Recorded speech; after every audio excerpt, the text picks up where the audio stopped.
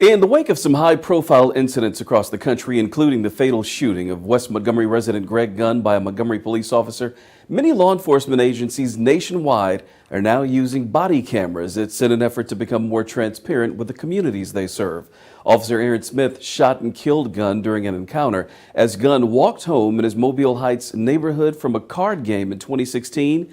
Gunn was unarmed. There is no body cam footage of the encounter because Officer Smith didn't turn on his camera after stopping Gunn. Smith is now charged with murder in the case. His trial set to start later this year. I talked to a couple of local sheriffs about using body cameras and their usage policies. Here's my I-Team investigation, Policing POV.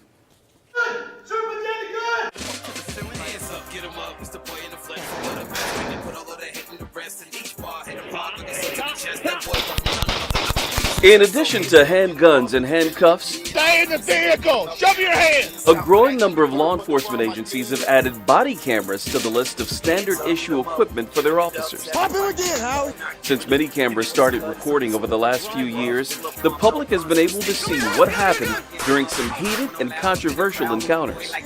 Put your hands on the car, I'm gonna shoot you in your head, you understand me? Don't you move, I'm gonna shoot you in your head, you hear me? Don't you move! One of the most recent cases in the national spotlight, the 2016 fatal shooting of Alton Sterling by Baton Rouge, Louisiana police officers. One officer was fired, another suspended for losing his temper during the incident. Body cams have also captured some heartwarming moments. In this instance, an Ohio police officer saved a choking baby. It's been said a picture is worth 1,000 words, and the camera does not lie. Depending on when an officer's camera starts recording, it can show you exactly what happened in any situation, and from many different points of view, depending on the number of responding officers.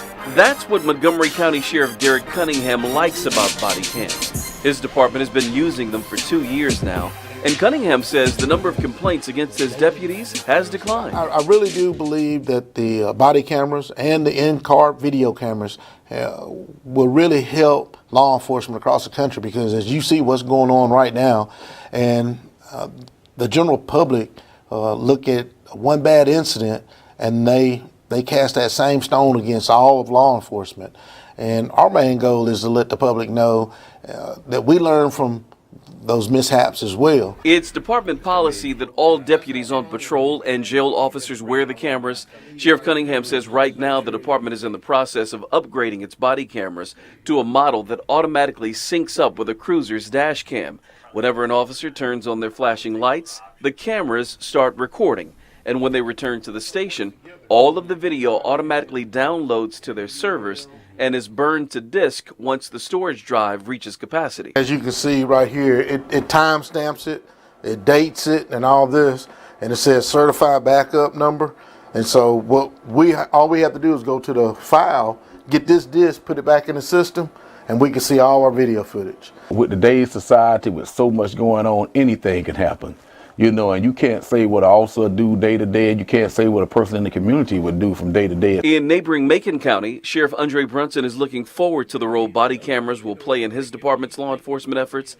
The department just bought 50 new body cams, one for every person in the department, from deputies on patrol to the jailers to the sheriff himself.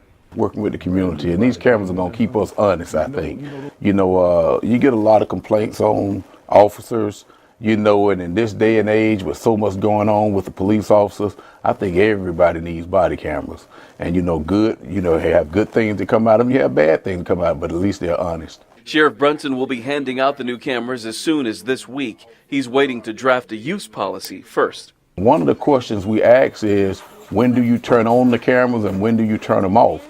And my thing is, the cameras need to stay on at all times unless you're doing something private, like maybe going to the restroom or something. But there shouldn't be anything that you do during your hours of work, your 8 or your 12-hour shift, that can't be seen, that shouldn't be seen. The thing that I always tell my guys and girls is that you got to always think that CNN is watching you, that somebody's filming you at all times.